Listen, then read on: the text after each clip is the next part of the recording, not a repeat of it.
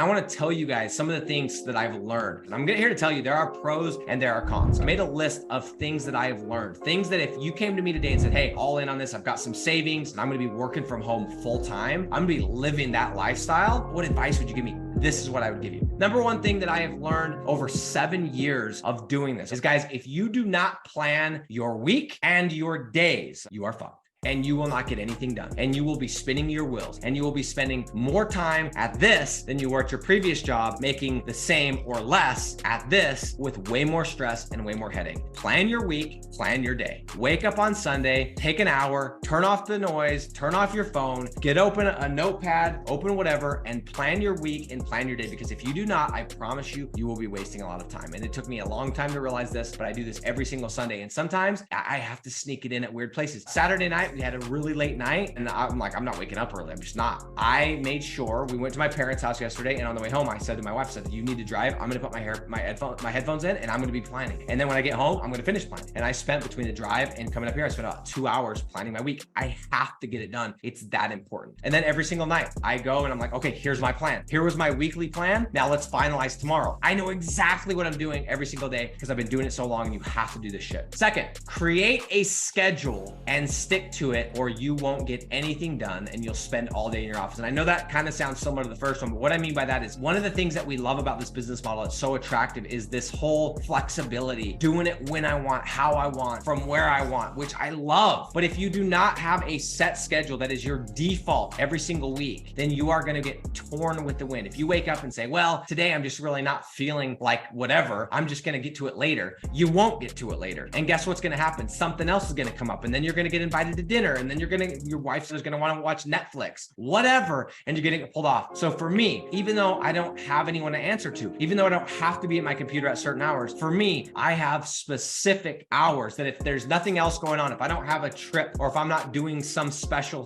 content, whatever, I am in these spots. Guys, I could tell you what I'm doing 3 Mondays from now at 10 a.m. I have my default schedule, and obviously stuff changes, and that's the luxury of it. And if I decide to travel, awesome, I'll change that, and I'll do it the week before, whatever. But when you are home, when you are just on your regular grind, have a schedule and stick to it. Number 3, while you are working, delete social media. Delete it off your phone. Take your Instagram app, delete it. Take your Facebook app, delete it. Take your TikTok app, delete it. So here's what I do is at night, I delete all my shit, period. All of them. And I do not get on those unless I'm posting inside of the free group, unless I'm putting up a piece of content, whatever. And when I do those things, if I can, I do it on the desktop. If I can't, I download the app, like just barely. I posted on our Instagram, and I opened the app, I made a video, posted it, shared the link, deleted Instagram. It's off my phone, baby. It's off. My whole thing is this, guys, produce.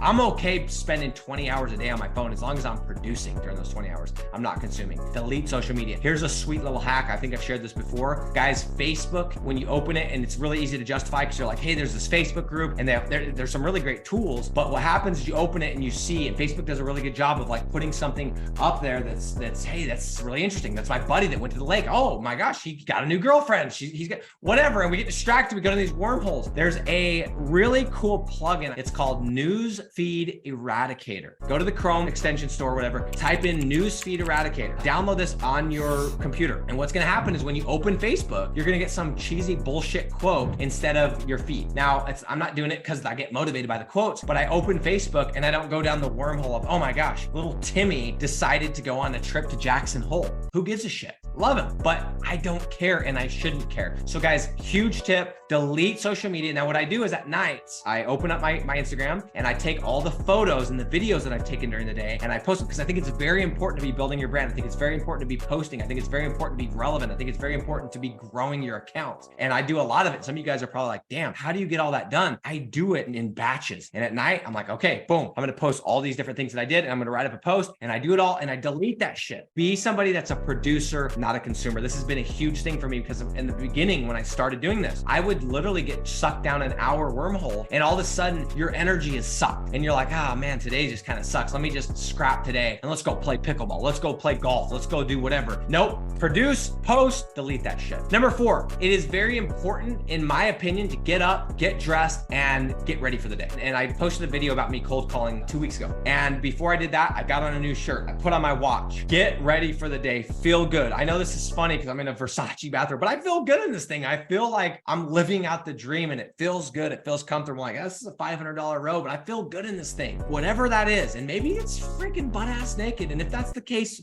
all the more power to you. I think that's pretty rad. But get ready for the day. Treat this like a real business. Number 5, you must, not you should, you must talk with your spouse and let them know that just because dad, just because mom works from home does not mean it's a free for all. Does not mean that mommy can leave the kids on the couch and go to the store or go get her nails done for 4 hours, because guess what? Little whatever is going to cry and it's going to throw you off and you need to be doing your shit. So you got to have that conversation and you got to say, hey, look, mate, I understand I'm working from home and it's really nice. It's really convenient because I can get off at 5 and I'm home at 5:01. I can walk downstairs and I'm ready for dinner. However, I need to treat this like a real business. You just have to have that conversation. Whatever that looks like for you, that's fine, but you have to have this conversation. We've been able to figure this out. It was very difficult in the beginning because it was like, well, you're working at home. What does it matter if little guy's sleeping in the crib? Well, it matters because I can't put my headphones in because I'm worried about him crying. So now I can't focus. And then if he does cry and it takes you have to have this conversation, guys. And it looks different for everybody else, but me and my wife, we talk about it. When I'm working, you don't fucking mess with me. Nobody knocks on my door. Nobody calls me. Nobody bugs me. If you want to leave me something outside the door, you want to slip me a note, awesome. But we do not mess with dad. He's building big shit. Don't mess with him. Have that conversation. I promise you guys, it will save you so much contention, if I can use that word. Number 6, changing your environment is not just nice, it's necessary. When you start working from home, you're going to start looking at the same walls and you're going to go, oh my, and guys, when you start, you're not going to have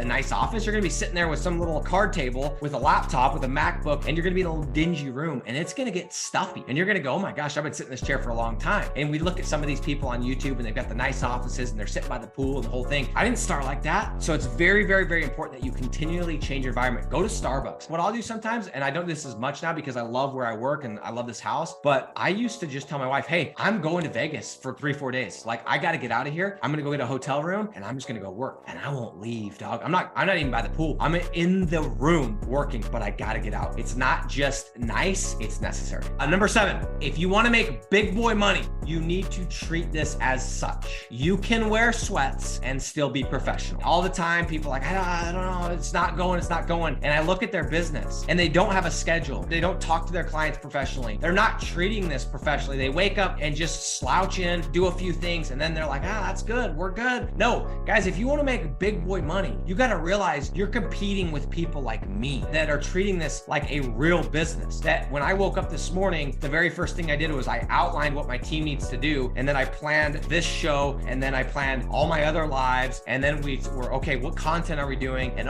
when are we Zooming? Guys, I'm treating this like a real business. I'm treating this like a real business. And that is what you're competing against. So if you think you're just going to lollygag into this and you're wondering why it's not working, that's why. Number 8, your home office, whether it's a cardboard table in the corner, whether it's freaking the desk in the kitchen, because that's just the setup of your home. It doesn't matter. You're putting your headphones on, you're just blasting rainforest music, which I've also done. Your home office is sacred. And what I mean by that is when you're at that chair, you're fucking working. You're sitting your ass in this chair. We're getting stuff done. We're making money. We're making moves. We're making shit happen. We're building for the family. We're making money so we can go invest in real estate. When I'm sitting in this chair, I am working. I'm not dicking around. I'm not watching. I've never watched Netflix on the screen. I don't have a TV in my office. I don't have any of that shit. I am working. My little brother Porter, he does live sometimes, guys. You should see his janky ass setup. He's got a cardboard table and a 13-inch MacBook. When I started out, I had an IKEA desk. It was like $100 and I wrote over 200,000 words of content, but it was sacred. When I was in that office, I was working. Number 9, before you eat anything, make yourself do something hard. You know what I do every single day? I'll either do a sales call or I'll make content, because those are 2 things that move the needle for me. So I guess I would change that and say, do something that moves the needle before you eat. And guys, when we do cold calls, you know what I like this last Friday, we did cold calls. I ordered everyone Chipotle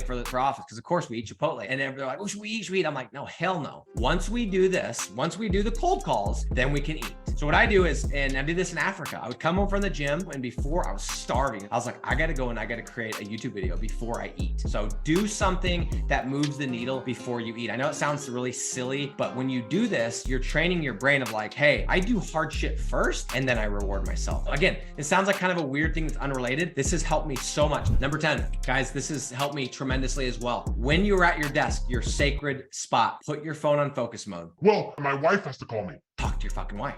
Tell her that you're busy. You are going to be working. You're going to be building for the family from X to X. Guys, you got to have these conversations. Put it on focus mode, get to your desk, put your ass in your chair, and get the stuff done that you plan for the week and for the day.